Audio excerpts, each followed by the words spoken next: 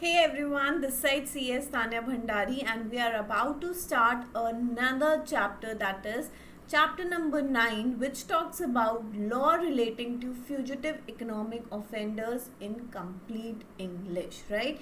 So as you all know, this particular course has been designed for the students considering the language barrier, right? Some students are not able to understand the Hindi language, so this particular session or this particular whole course is dedicated for those students only.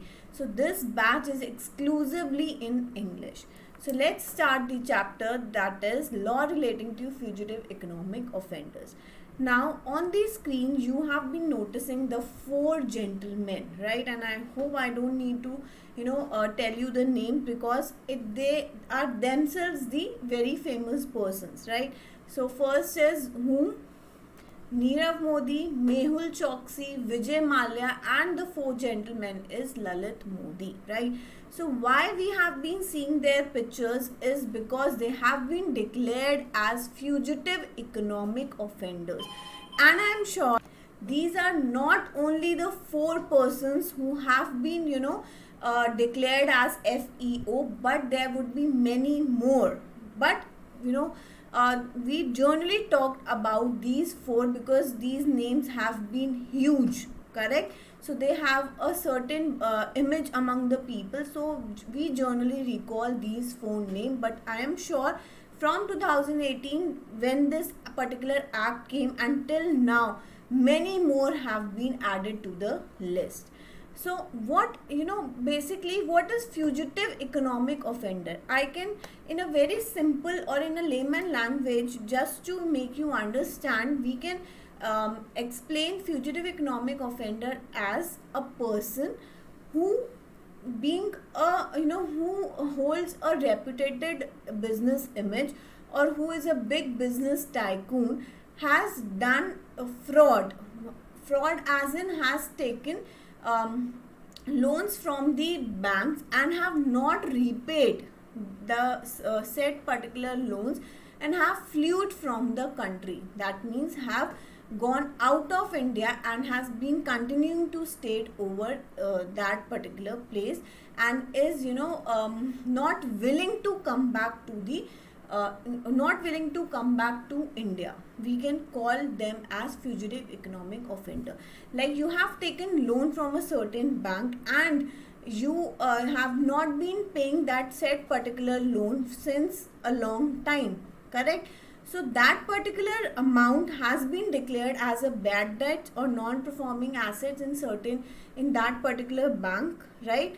And also, as you are not willing to pay that particular amount, you flew from the country to an outside place, outside state, and are not willing to come back to India to pay certain debts. So those persons have been recognized as fugitive economic offenders, correct?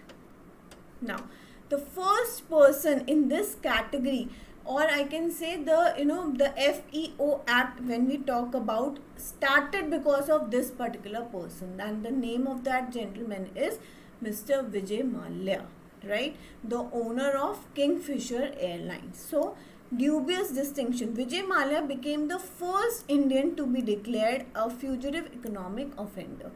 FEOA, that is Fugitive Economic Offender Act, which came into effect on July 25th, 2018, allows for declaring a person as an offender after an arrest warrant is issued and the value of offense exceeds 100 crore. So there is a catch in this particular thing. Now what is the catch? That obviously the certain person should have been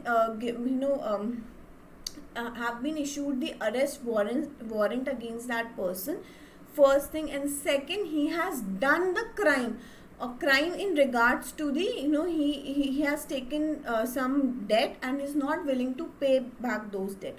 So that particular amount should be 100 crore or more.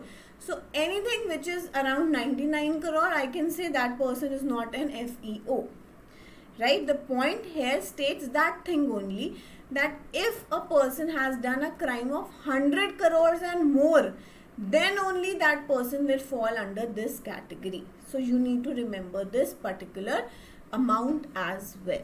So another condition is the refusal of the individual, refusal of that particular gentleman to return home to face prosecution. Obviously the prosecution in regards to that person have already been started, right?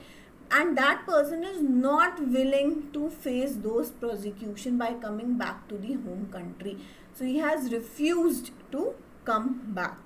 A special court order on the confiscation of his properties. And obviously what will happen, we'll learn the procedure as well. We'll see that special courts, obviously a special court has been designed for this particular act to handle those cases, because already in the high court, in the supreme court, many cases are already pending, right?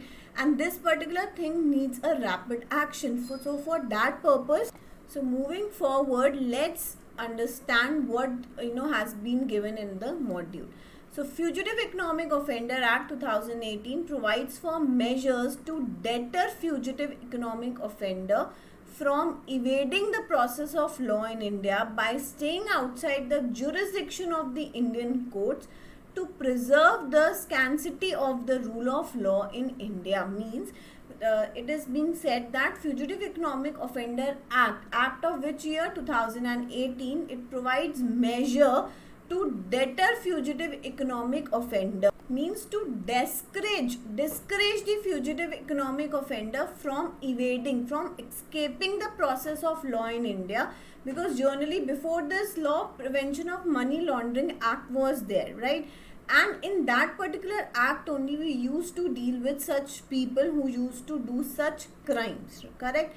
And obviously the crime amount, I have told you that it should be 100 crore or more. But as the case proceeds further and more numbers have been added to this particular category, the people who are doing the same kind of thing, like taking debts from a financial institution and escaping from the country and not willing to come back or repay such debts. So when the number was increasing, there was an urge to have the separate act for specifically focusing on these kind of individuals or these kind of practices which are being followed by such individuals, right? So this act was there to basically provides measure to prevent the fugitive economic offender from escaping the process of law in India. How they were escaping the process? That they were leaving the country, correct? And obviously without before the proceeding were used to start, they already left the country. So by staying outside the jurisdiction of Indian court and to preserve the scarcity of rule of law in India, this particular act came into picture in the year 2018. Now, what are the silent features of the act? So it defines the terms such as fugitive economic offender, KMPs, proceeds of crime. Second, provisions for attachment. The salient features of this act is that in this particular act, what the court used to do is they attaches the property of the fugitive economic offender and all the proceeds of the crime which they have obtained by taking loan from financial institutions and have acquired the property. So under this particular act, there was a provision made that the special court have the authority, once a person is declared or has done the crime of 100 crores and above, and that obviously the thing is proved, then proved as in we have seen the circumstances that the person has taken the loan from the financial institution without having the said credibility. The institution has provided them the loans and they are not repaying them back, correct? So the proceeds which they have accrued from the bank, they have acquired certain assets, or the assets already being in the name of the said particular person. So those properties were confiscated or were attached by the authority, and all the proceeds of the crime which were being suspected of that the owner of such property is that particular person. So all those things were confiscated by the court. Then It empowers the director relating to survey, search, seizure and search of person. That means special code gave the authority to the directors to make surveys, to have to search the premises, to search the properties, seize and search for the person. Then confiscation of property of the fugitive economic offender proceeds of the crimes. Then disentitlement of the fugitive economic offender from putting forward or defending any civil claim. That means that particular individual, once the proceeding starts, that particular individual cannot cannot have the proceedings, he cannot make fresh proceedings in the court, right, from putting forward or defending any civil claim in any specific court. So all those things comes to a full stop. Then appointment of the administrator. So special courts appoints the administrator for what purpose? To handle the property which is being owned by that particular person. And the third and the last is appeal to the High Court against the order issued by the special court. That if at all we are not satisfied with the judgment of the special court, we have an appellate authority above that. We can approach to the High Court, right? So these are the salient features of the Act. Now, what is fugitive economic offender? An individual against whom a warrant for arrest in relation to scheduled offence has been issued by any court in India. Means first that particular person should be an individual, right? So an individual against whom a warrant. So the key word which should reflect in your answer is that individual against whom a warrant. First condition is the warrant should have been issued, right? So warrant for arrest in relation to the offences which have been specified in number of acts which are mentioned in the schedule offences, which comes under the schedule offences. So under those act, an arrest warrant against an individual has been issued by any court who, and that particular individual has left India so as to avoid the criminal prosecution. He already flew from India to avoid all these criminal prosecutions, or being abroad, he is already there in abroad, right, and he or she refuses to come back to the home country, come back to the India to face the criminal prosecution, is a fugitive economic offender, right? And the other condition which I have told you in the beginning of the chapter is that the total value of money involved should be 100 crores or more. So key points which should reflect in your answer is that an arrest warrant against that particular individual should have been issued by the court, right? Second is the amount which is involved should be 100 crores or more, and that person is not willing to come back to India if he is already gone out or has left India to avoid the criminal prosecution. So if these conditions are being satisfied, then that particular person would fall under the category of the fugitive economic offender. Now, what are the following? See, we have seen here it is written to a scheduled offence, right? In relation to a scheduled offence. So, what are those scheduled offences? Scheduled offences have been, categorized in many of the acts. For example, certain offences under the Indian Penal Code is categorized under the scheduled offence.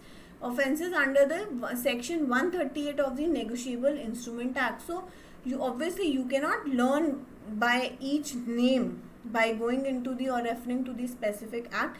All you can do for the exam purposes, obviously we are studying to clear the exam, right? So all you can do is you can learn these sections for better, or to cover the chapter fast and to have a grip on the schedule offenses. It might be asked in the exam. Nobody will going to ask that what is there in the section 138 of the Negotiable Instrument Act. For your knowledge, for the enhancement of the knowledge, for your curiosity, you can cross refer like what the section 138 of the Negotiable Instrument Act tells. But for the exam point of view, you can already learn the sections, right? So offences under the section 138 of the Negotiable Instrument Act, offences under section 58B of the Reserve Bank of India, offences under section 9 of the Centralized Excise Act, 135 of the Customs Act, section 3 of the Prohibition of Benami Properties Transaction Act, section 7 to 10 and 13 of the Prevention of Corruption Act, right? And here goes the list. So what you can do is, let's count in number how many are there. 2, 3,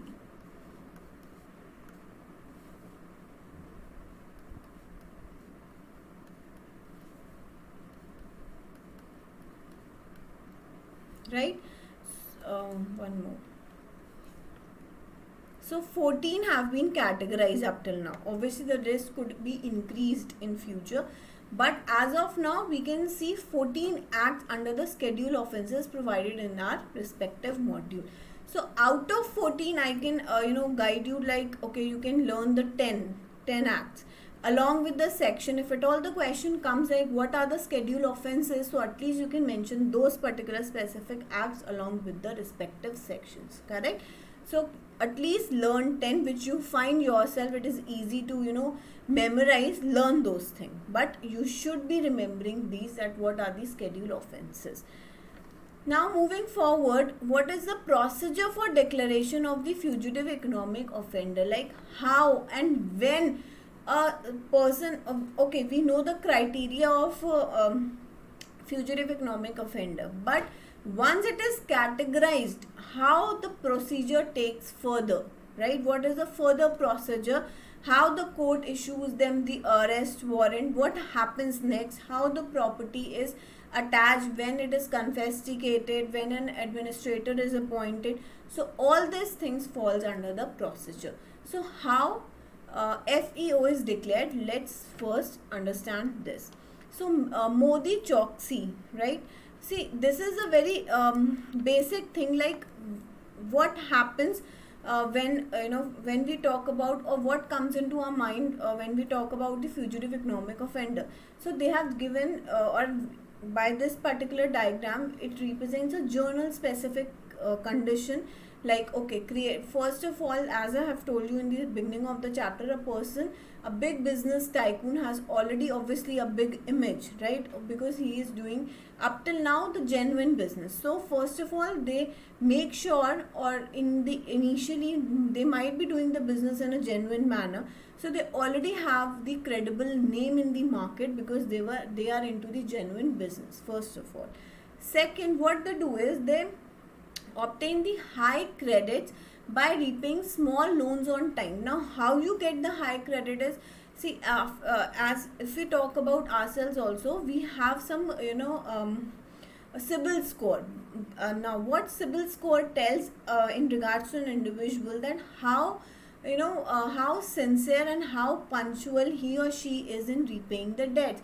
The more, if at all you have any EMI and you are paying that on specific time which is being scheduled, and you are paying without escaping them, so obviously you get the good score, like, okay, as per your income you have such EMI and you are paying them on time. That means you are a credible person, you can be trusted upon, right? So first of all, what they do is they take the small amounts of loan, and obviously they pay them, or that organization repay those amounts on time, right? So by this they get the good credit score. Now what they do is, then obviously that amount of loan was not huge. Then afterwards what they do is they takes the loan of the higher amount, right? By representing the false document, by making somebody as a guarantor, correct? So what they do is obtain false letter of undertaking, letter of credit, and once they get the huge amount of loan, so non-repayment of loan resulting the bank to suffer the financial losses which depicts in their non-performing assets. And once it happens and they are not able to repay that particular loan on time, they generally leave the country and get settled outside the home country. So absconding to a foreign nation, preferably one with no treaty of extradition MOU with Indian government, because we will see when we will talk in the further chapter that around 15 to 16 or might be more in numbers, India has a treaty with the outside states for that for legal relations, correct? Like if at all there any person who is a culprit of any crime comes and settles in India, then India can send that person back, or can give the custody of the person to the respective state, if at all both the states have the legal agreement among them. So they, what fugitive economic offender, what they generally try to do is they generally settles in a country which does not have any specific legal relation with India or with the respective country. So it becomes harder for the home country like India to approach them and get them back, right? So where, first of all, this is how things occur, or how the fugitive of economic offender actually makes or this is how the fugitive economic offender has done the crime or has initiated the crime. So once it is done, the procedure starts. So where the director appointed for the purpose of the Prevention of Money Laundering Act. So director which we are referring in the fugitive economic offender is the same person who is having the authority under the Prevention of Money Laundering Act, right?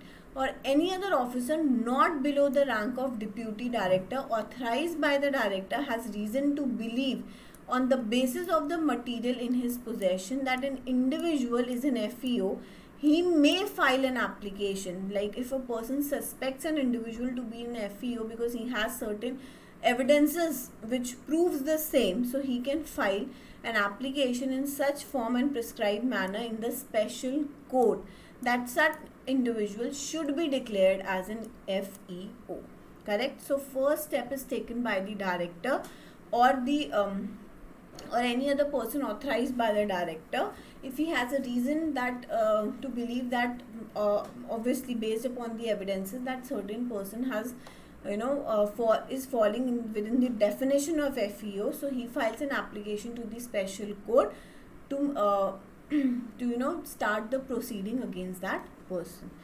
The application shall contain reason for the belief that an individual is an FEO, right? On what basis you are filing an application, you should provide those evidences.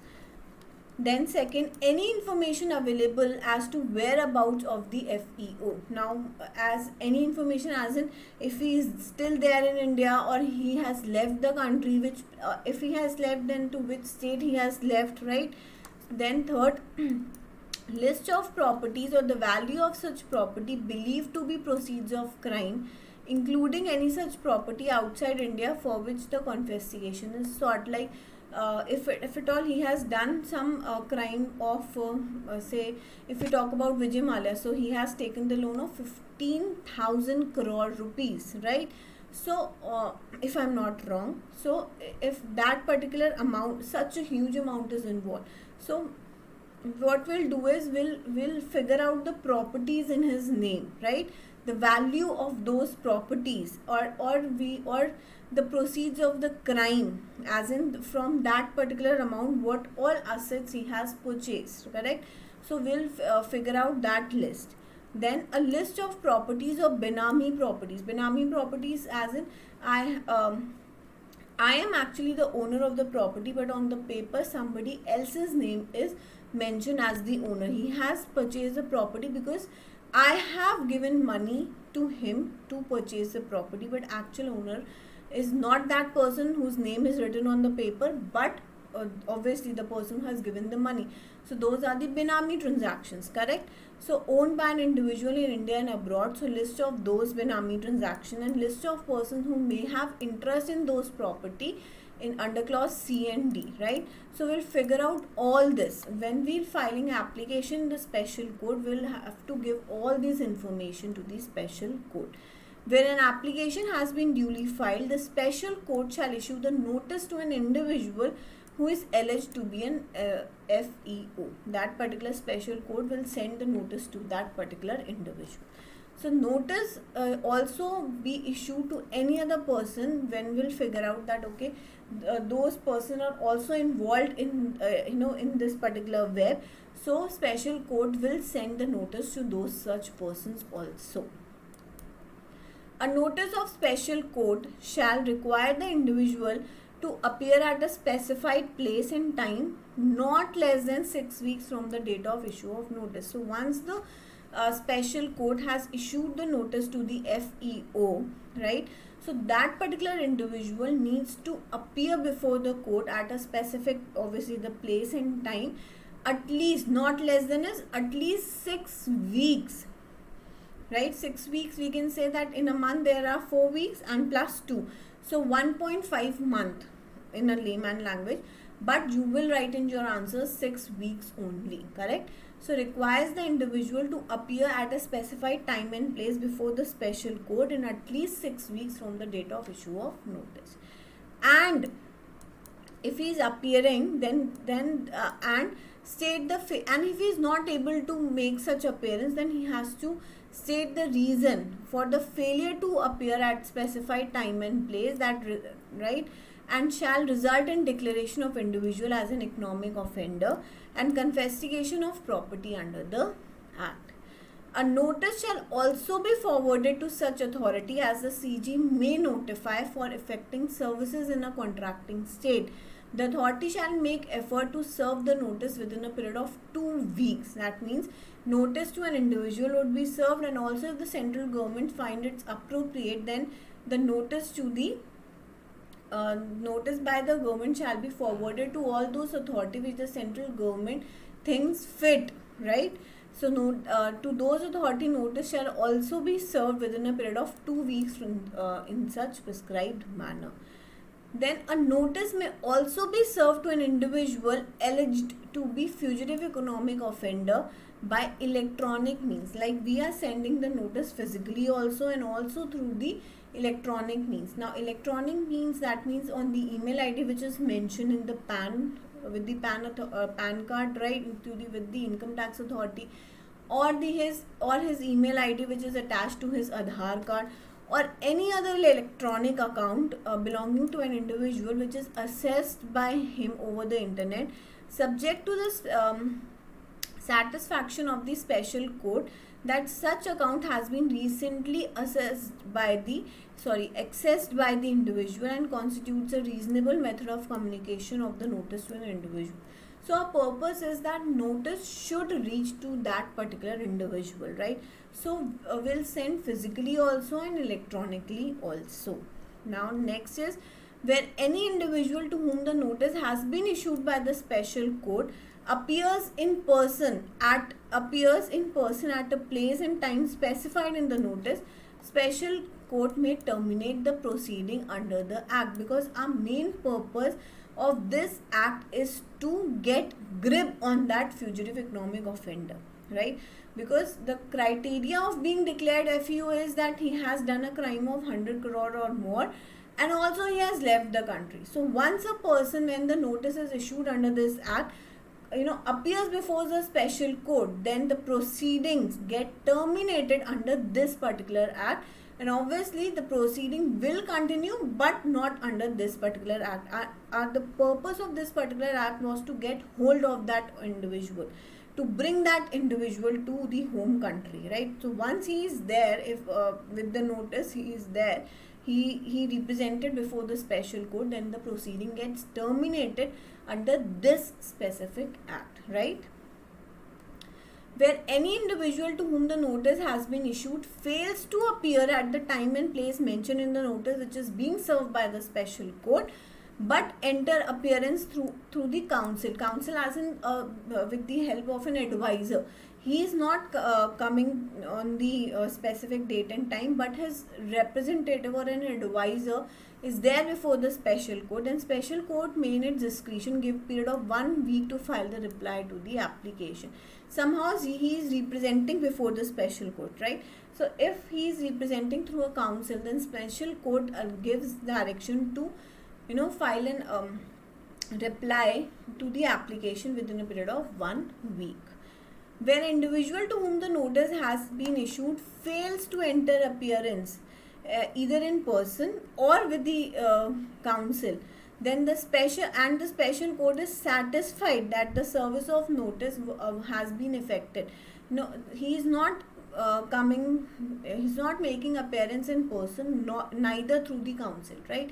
So what happens is the special court is satisfied that the notice has reached that particular individual, the notice has been effected on such party, or that the notice could not be served, or the other thing is that the notice could not be served in spite of making the best efforts, because such individual has evaded services of notice.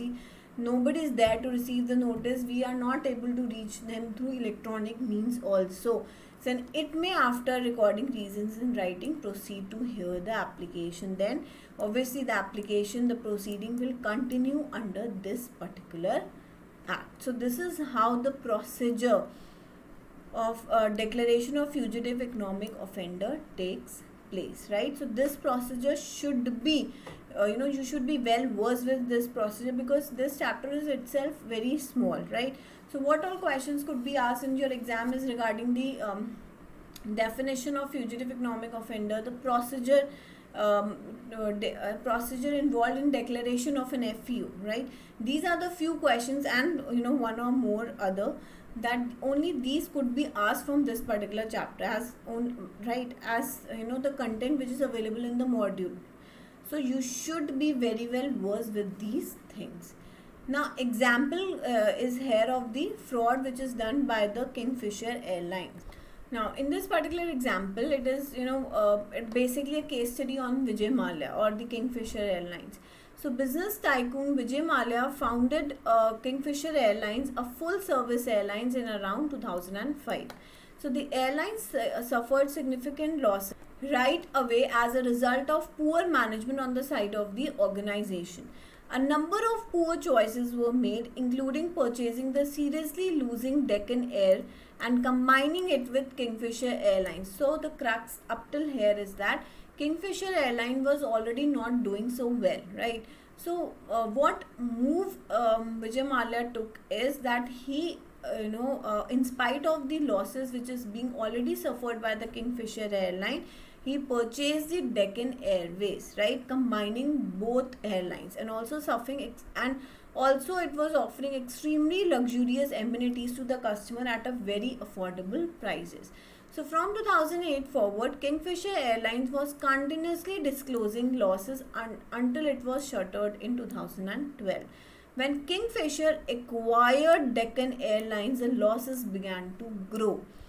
Even though Kingfisher Airlines has reported losses since its operations, the bankers did not reject Vijay Mallya's request for a loan in 2010, when he reached them, right? So how we get a loan? As per our capacity to pay them back, or as per our civil score, right? So till here it is being said that in spite that Kingfisher Airlines was already in losses, Vijay Mallya was already suffering from huge losses, he approached to the financial institution for a huge amount of credit, and the financial institution, ignoring those losses or ignoring those books, they offered him the loan. The group of banking institution disregard the situation. They just overlooked the situation of Kingfisher and gave him a loan of 1500 crore. I was wrong. Earlier I told you 15,000. It's 1500 crore with a personal guarantee. In 2014, bank like United Bank of India, SBI and PNB all declared Mallya as willful defaulter. So because of their fault only, and if they obviously if they have started, obviously they might be knowing that he is already suffering from the losses. If those persons have not given him the loan earlier, then this particular thing would not happen, right? So in 2016, various banks approached the Supreme Court in order to prevent the absconding of Mallya, but failed, as by that time he has absconded and left the country. Special court under the Prevention of Money Laundering Act issued a warrant against Vijay Mallya.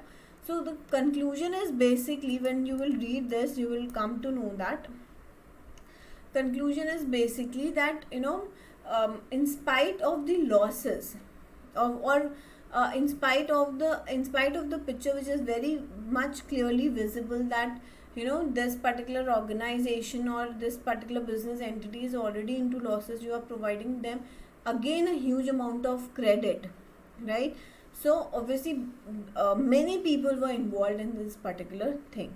So earlier there was Prevention of Money Laundering Act, which used to focus on the things which basically relates to specific crimes, right? This, but as to take the immediate action or to take the speedy action, what happened in 2018 after this particular thing happened?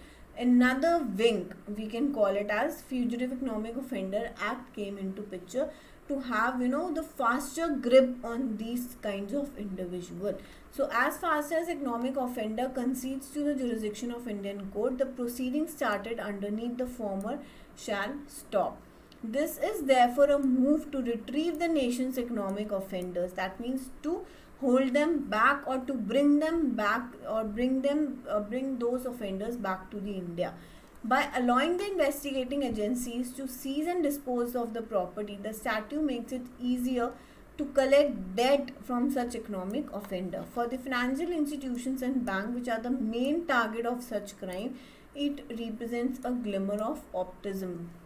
That means with with the introduction of this particular act, financial institution also saw a ray of hope that okay, while this act is coming into the picture for specifically focusing on these kinds of transactions, so they also get getting the hope that their bad debts or their non-performing assets would be will turn into the positive side. Prevention of Money Laundering Act also calls for agreement and arrangement with other nations to return these fugitives. The biggest drawback of the current legislation is how slow and onerous it is. Current legislation is there talking about the Prevention of Money Laundering Act, right? So as the process under that act was not very much quick, because that was not designed for a specific thing. Many other things falls into that particular act. So the action was taken on a slow pace. So recovery is thereof put off, and banks are stuck holding the non-performing asset lasting for decades. However, the same procedure has been quickened with the introduction of the Act in 2018. Furthermore, such a sluggish and ineffectual method might not be welcome at a time when mobility is so convenient. Like if you are taking action, by doing the things in a very slow manner, and the person has already left, when it the mobility is so convenient nowadays that if you didn't take a quick action, the person with a blink of an eye could be in the other country. So for that purpose, we saw that the arrival of Fugitive Economic Offender Act was very much in the need. So a list of 39 nations with which India has mutual legal assistance treaties, which are utilized for serving various types of legal documents. As I told you, those fugitive economic offender try to settle in those countries which does not have the legal assistance treaty with India. Correct? So therefore, greater of this facilitation is needed in order to speed up the seizure procedure. In conclusion, the government initiative to implement the FEO action can be seen as necessary as this time. Nevertheless, certain clarification and adjustment may be appreciated for better execution, because they call for a comprehensive approach rather than solely focusing on recovering back from assets situated in foreign. So basically, this is the conclusion why the Fugitive Economic Offender Act came into the picture, and that specifically happened with by the case, after the case of the legend Vijay Mallya Kingfisher Airlines. Correct. Now next comes the declaration of fugitive economic offender, which will start from our next class. We'll start our next class from here. But up till now, the case obviously should be very much clear. Fugitive economic definition should be very much clear in your head, and also the procedure for declaration of fugitive economic offender. Should be very much clear, because up till now the two questions can be formed, that what is fugitive economic offender, or define it, or and state the procedure for declaring FEO, correct? So if you know these steps, then obviously you can write very well in the answer sheet and score good marks. So let's catch up in the next class with the continuation of topic of Declaration of Fugitive Economic Offender Act. Till then, take care.